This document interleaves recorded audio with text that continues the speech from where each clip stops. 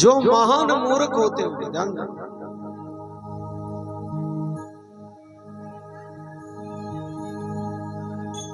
विष्णुपति, लक्ष्मी, सरस्वती एवं गंगा का परस्पर, यहां पर लक्ष्मी और गंगा, सरस्वती तीनों ने आपस में श्राप दे दिया। क्या दे दिया? श्राप। और तीनों ने श्राप दिया, तीनों ने श्राप दिया। बोलो नारायण भगवान की जय। तीनों ने श्राप दे दिया आप, और तीनों ही नदियां बनकर हमारा संसार का, विश्व का कल्याण करने के लिए नदियां बनी। लक्ष्मी पद्मावती नदी बनी, सरस्वती भी नदी बनी, सरस्वती, और गंगा को भी पृथ्वी लोक में आना।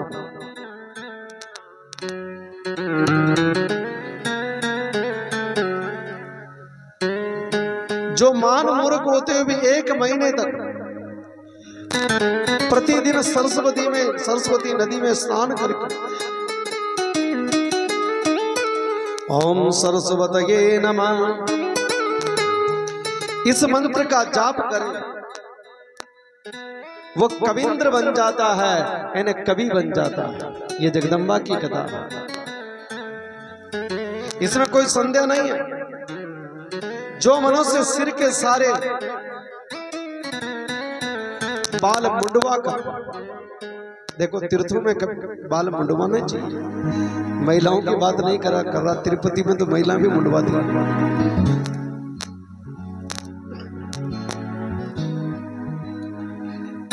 जो व्यक्ति सारे सिर के बाल मुंडवाकर निरंतर सरस्वती के जल में स्नान करता है, उन्हें पुनः माता के गर्भ में वास नहीं करना पड़ता, पुनः मां के गर्भ में वास नहीं कर सकता। इस प्रकार सरस्वती की महिमा कुछ वर्णन किया गया।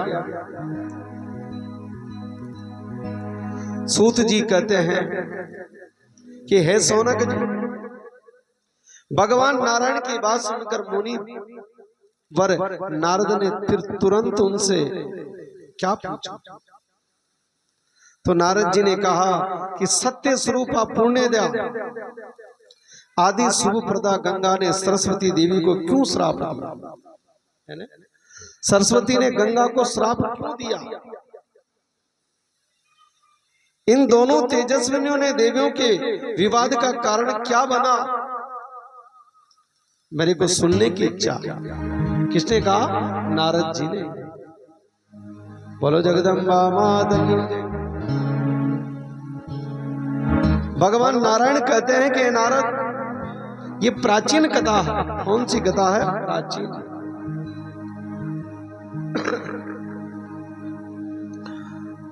लक्ष्मी, सरस्वती और गंगा, ये तीनों ही भगवान श्री हरि की भार्याएं थी, यानी भगवान नारायण की पत्नियां, हरि की स्त्रियां। एक बार सरस्वती की को यह संदेह हो गया कि श्री हरि मेरी अपेक्षा गंगा में प्रेम रखते हैं, गंगा से ज्यादा प्रेम करते हैं, और स्त्रियों में स्वाभाविक है ये, तभी से स्त्रियों में ये उत्पन्न होता है।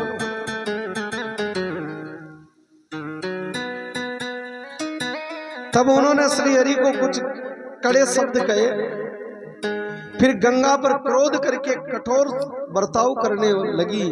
तब शांत स्वरूपा लक्ष्मी जी बोल गई बीच में, क्षमामयी लक्ष्मी ने उनको रोक दिया। इस पर सरस्वती ने लक्ष्मी को भी क्या कहा कि तू भी गंगा का पक्ष लेती है। लक्ष्मी ने भी क्या कहा कि तू भी गंगा का पक्ष लेती है, और गंगा का पक्ष लेकर और आवेश में श्राप दे दिया कि तुम भी निश्चय ही वृक्ष रूपा और नदी रूपा। लक्ष्मी को क्या श्राप दिया कि एक तो वृक्ष रूपा बनेगी और एक नदी रूपा बनेगी। लक्ष्मी ने सरस्वती के इस श्रापों को सुन लिया, परंतु स्वयं बदले में सरस्वती को श्राप देना तो दूर रहा, उनके मन में तनिक सा भी क्रोध उत्पन्न नहीं हुआ। इसीलिए लक्ष्मी हमेशा भगवान नारायण के पास में रहती है। अगर आप लोगों से भी निवेदन है कि आप भी भगवान के, आपकी बुद्धि ही लक्ष्मी है, आपकी आत्मा ही लक्ष्मी है।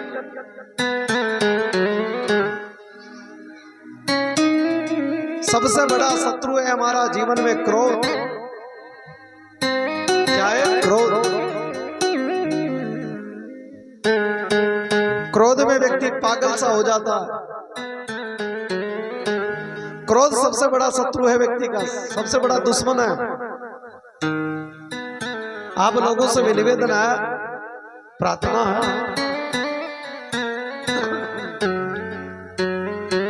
कि मनुष्य शरीर आपको मिला है ना,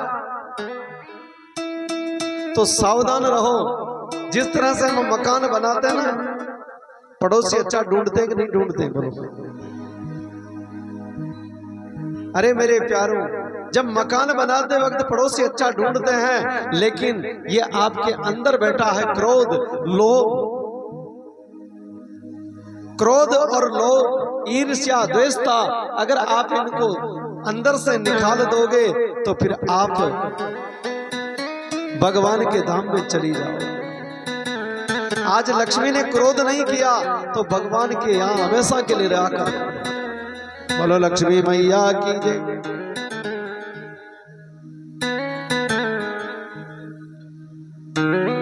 और सरस्वती के हाथ को अपने हाथ से पकड़ लिया, पर गंगा ये नहीं देख पाई। गंगा ने भी क्रोध किया, देख नहीं, और उसने भी सरस्वती को श्राप दे दिया कि कहां बन लक्ष्मी, कहां बन लक्ष्मी, जो तुम्हें श्राप दे चुकी है वह सरस्वती भी नदी रूप हो जाए। ये सरस्वती भी नदी रूप हो जाए और ये नीचे मृत्यु लोक में चली जाए, जहां सब पापी जन निवास करते हैं। गंगा की ये बात सुनकर सरस्वती ने भी उन्हें श्राप दे दिया कि तुम्हें भी धरातल पर जाना होगा और तुम पापियों के पाप को अंगीकार करोगी।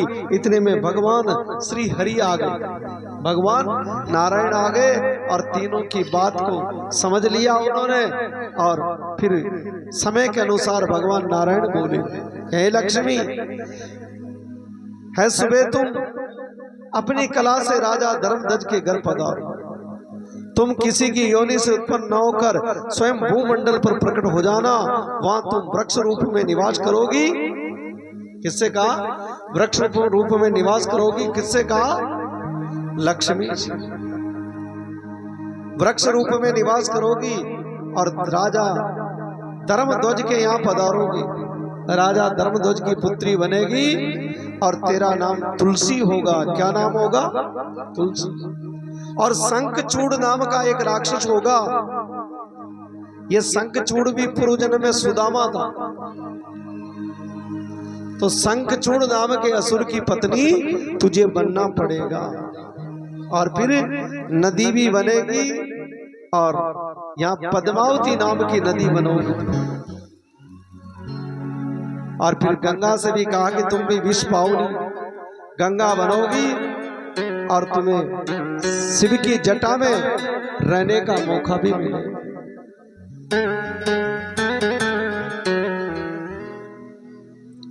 और अब भगवान श्री हरि स्वयं अपना विचार कहने लगे और हमको भी समझा रहे हैं। ध्यान देना मेरे प्यारों,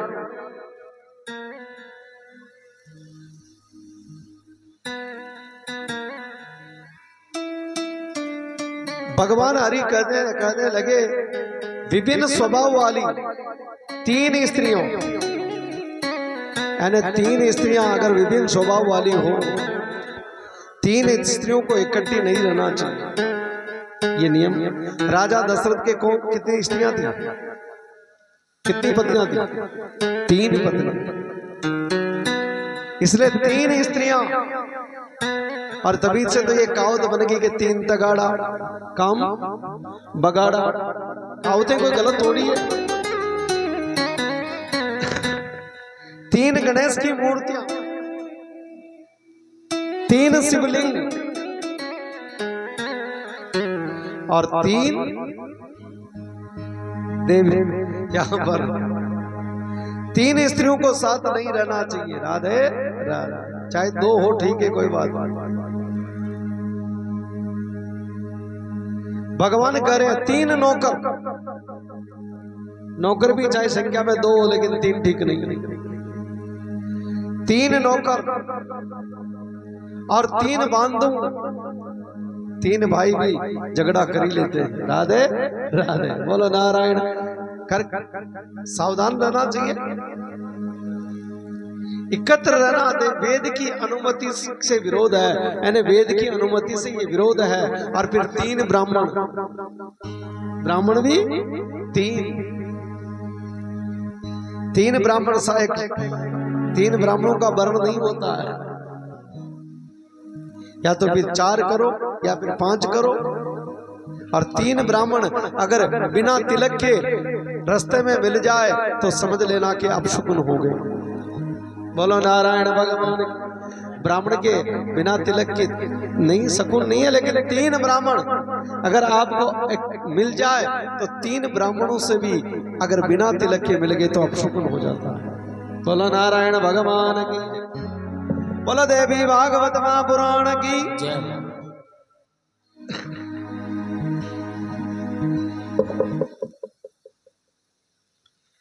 और फिर भगवान स्वयं नारायण कर रहे हैं, जिन गृहस्थ के घर स्त्री पुरुष के समान व्यवहार करे, जिन गृहस्थ के घर स्त्री पुरुष के समान व्यवहार करे, जिस घर में स्त्री की चलती है पुरुष की नहीं चलती है,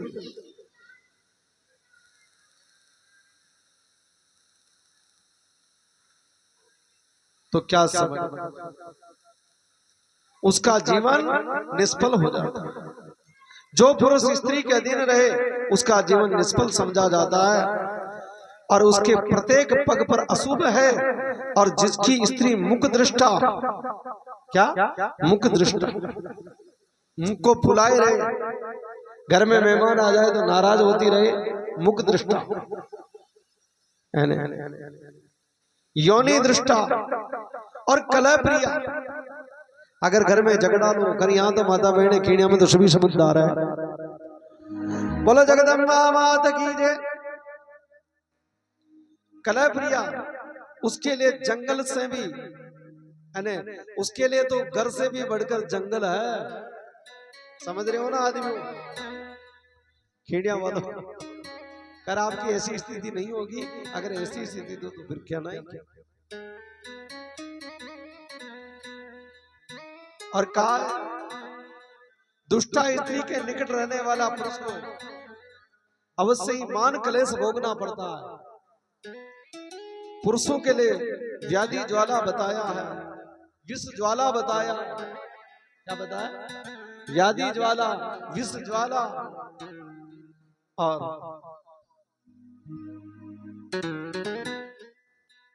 किंतु दुष्टा स्त्रियों के मुख की ज्वाला मृत्यु से भी अधिक कष्टप्रद होती है, मृत्यु से भी अधिक कष्टप्रद होती है।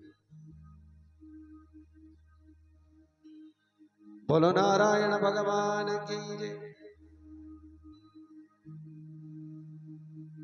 और स्त्री के वश में रहने वाला व्यक्ति दिन में जो कुछ कर्म करता है, ध्यान देना,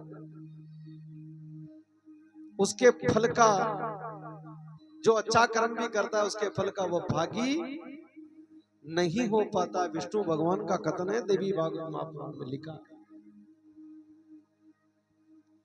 इस लोक में और परलोक में सब जगह उसकी निंदा होती है। जो यश और कीर्ति से रहित, उसे जीते हुए भी मुर्दा समझना चाहिए। एक भार्या वाले को ही चैन नहीं तो फिर जिनकी अनेक पत्नियां उनको चैन कैसे होगी। भगवान विष्णु जगत को शिक्षण दे रहे हैं कि मेरी स्वयं की ऐसी दशा हो गई, इसलिए महिलाओं का स्वभाव का वर्णन किया है। और आप लोगों से यहाँ पर इस देवी भागवत महापुराण में जगदम्बा कहना चाहती है कि समझ लो, अपने स्वभाव को बदल लो। माता बहनों से निवेदन है, पतिव्रता रहो। और पतिव्रता स्त्रियों के से ही ये संसार टिका है। और यहाँ पर लिखा भी है कि जिस नगर में सती साध्वी होती है, जिस घर की पत्नी पतिव्रता होती है, ये कलयुग है। कलयुग का भी वर्णन किया है। और फिर विष्णु भगवान ने तीनों देवियों से कहा,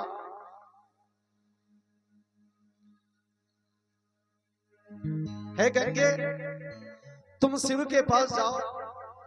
और सरस्वती से कहा कि तुम्हें ब्रह्मा के स्थान पर चले जाना चाहिए और यहाँ मेरे भवन पर केवल सुशीला लक्ष्मी ही रह जाए। लक्ष्मी क्योंकि परम साध्वी, उत्तम आचरण वाली करने वाली एवं पतिव्रता स्त्री की स्वामी इस लोक में स्वर्ग का सुख भोगाता है और परलोक में उसके लिए केवल प्रति सुरक्षित। जिसकी पत्नी पतिव्रता है वो परम पवित्र, सुखी और मुक्त समझा जाता है। ये पतिव्रता स्त्री की कथा है। बोलो नारायण भगवान की जय। और यहाँ पर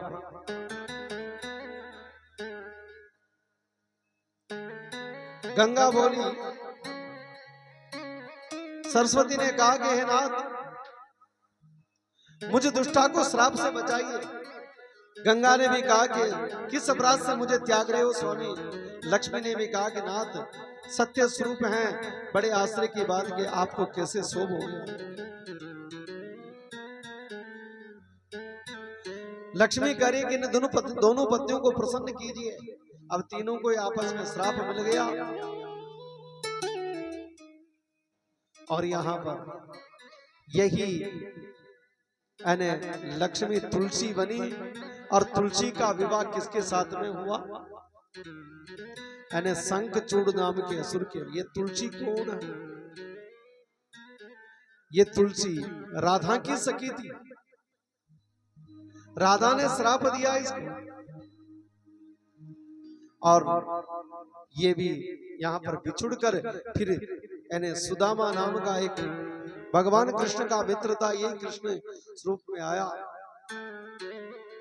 और यही शंखचूड़ बना। ऐसी कथा है। बोलो नारायण भगवान की जय। ऐसी कथा।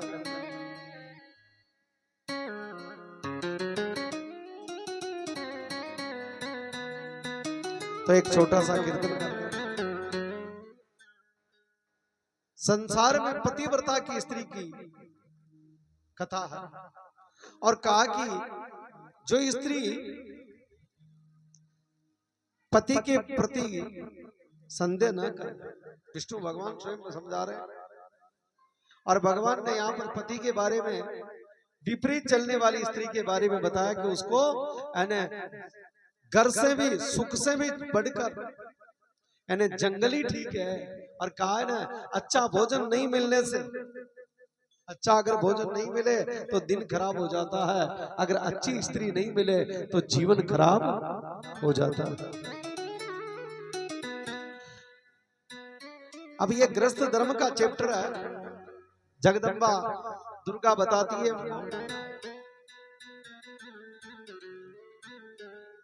तो तीनों ही देवियां अपने अपने श्राप को भोगने के लिए आ गई और यहाँ पृथ्वी लोक में इनको बनना पड़ा। और ऐसी कथा है इनकी। बोलो नारायण भगवान की जय। और एक जगदम्बा का या भगवती का छोटा सा कीर्तन करते हैं और फिर कथा को आगे बढ़ाते हैं। बोलो जगदम्बा माता की जय। क्योंकि आनंद आपका मन कथा में लगा रहेगा तो सुनोगे और मन से समझ लो। बोली जगदम्बा अत्यंत पवित्र है। घणी दूर सुवायो तारे लायो चूंडड़ी हो, घणी दूर सुवायो ओ कंकाली थारे लायो चूंडड़ी प्यारी लागे रे माता जी चूंडड़ी प्यारी लागे रे मैया जी चूंडड़ी।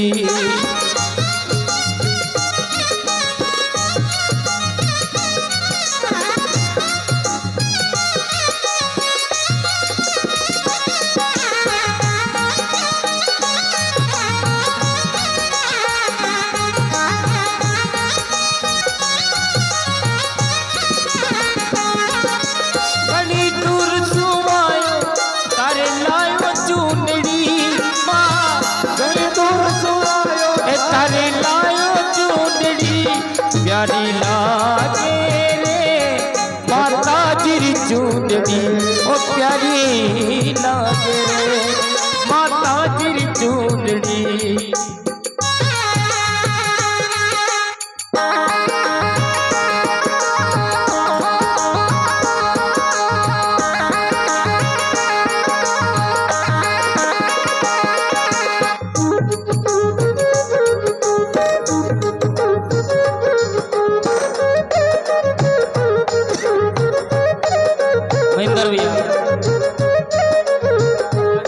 बोलो जगदम्बा मैया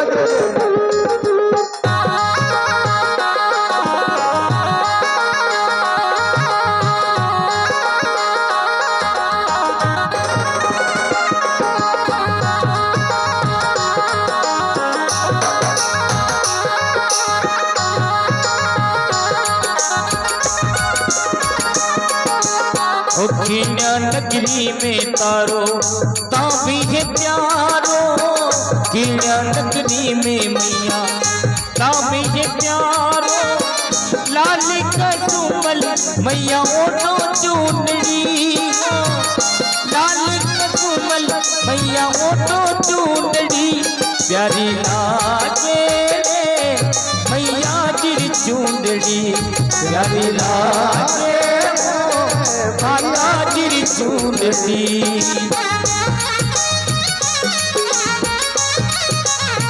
बोलो जगदम्बा मैया की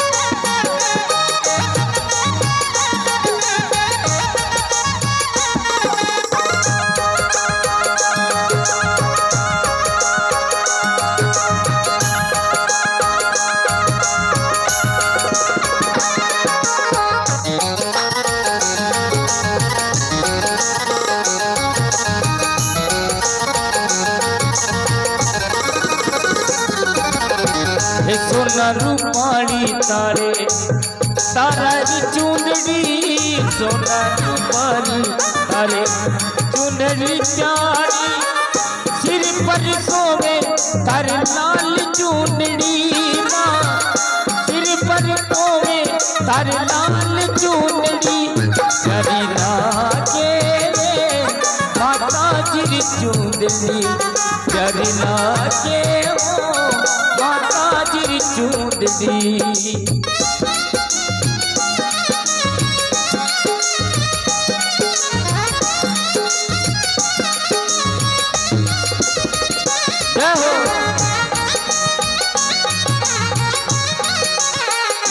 अरे प्यारी लागे माता जी चूंडड़ी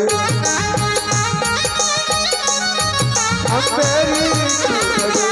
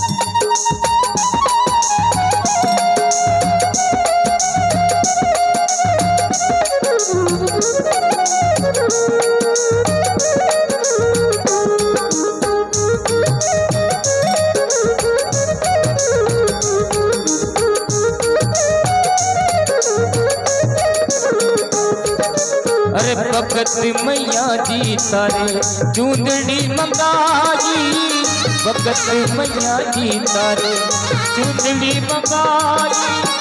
हीरा पन्ना चमके थारी चुंदड़ी माँ, हीरा पन्ना सू चमके थारी चुंदड़ी प्यारी लागे हो माता जी चुंदड़ी प्यारी लागे माता जी चुंदड़ी। बोले कंकाली मैया की।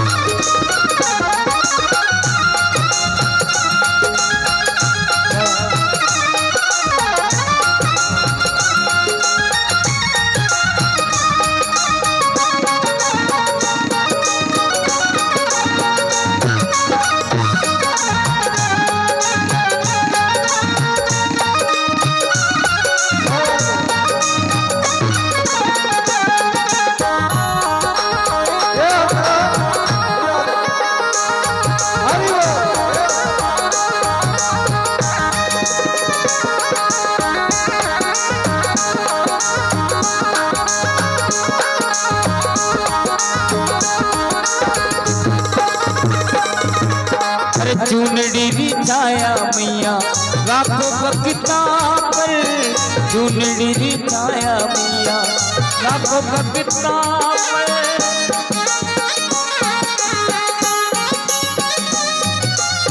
चुनड़ी बिछाया मैया लाखों भक्ता पर, काशी प्रकाश गावे तारी चुनड़ी माँ, प्रकाश गावे मैया तारी चुनड़ी प्यारी लागे रे माता जी चुनड़ी प्यारी लागे रे माता जी चुनड़ी।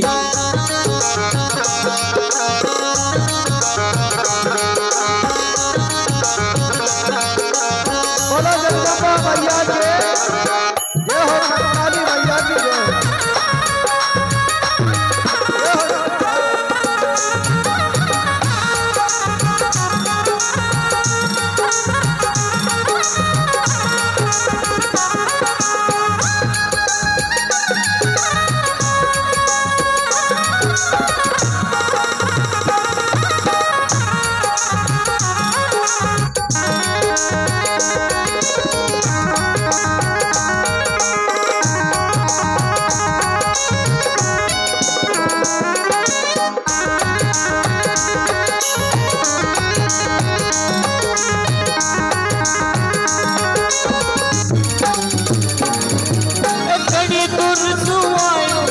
तारी लायो चुनड़ी माँ, कड़ी दूर सुआयो मैया लायो चुनड़ी प्यारी लागे माता जी चुनड़ी प्यारी लागे माता जी चुनड़ी प्यारी लागे माता जी चुनड़ी प्यारी लागे माता जी चुनड़ी माता जी चुनड़ी ओ माता जी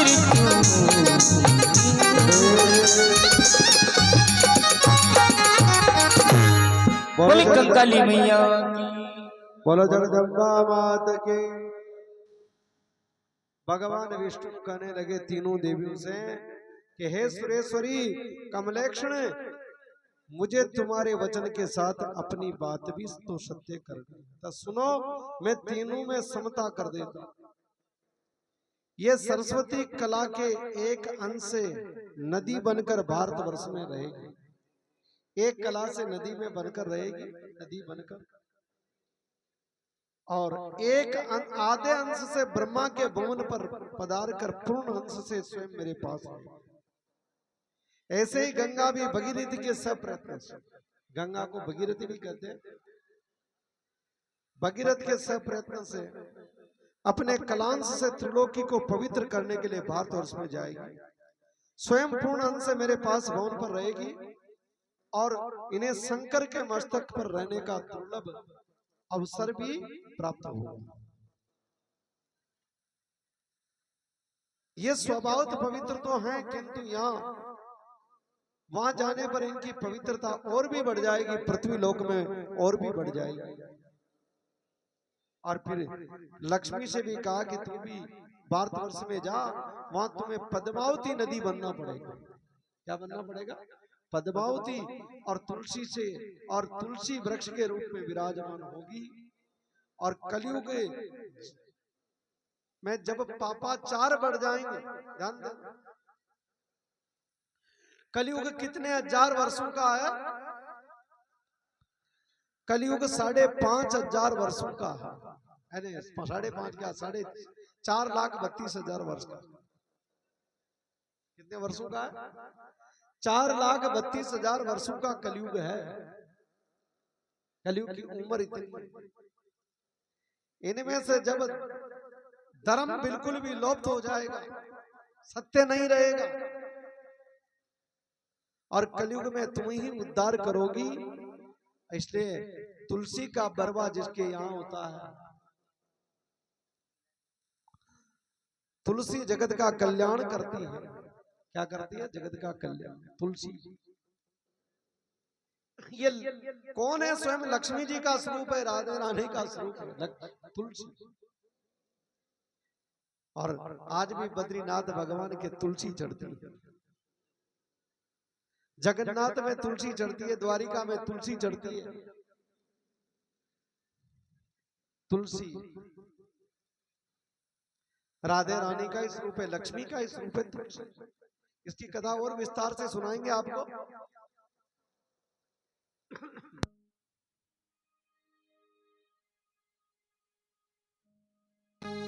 और भगवान विष्णु कहते हैं कि हे देवियों,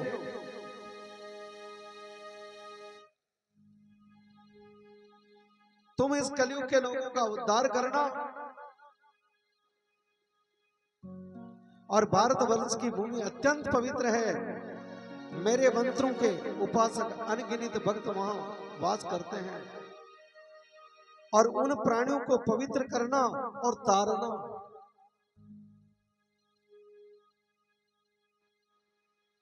ही प्रधान उद्देश्य है।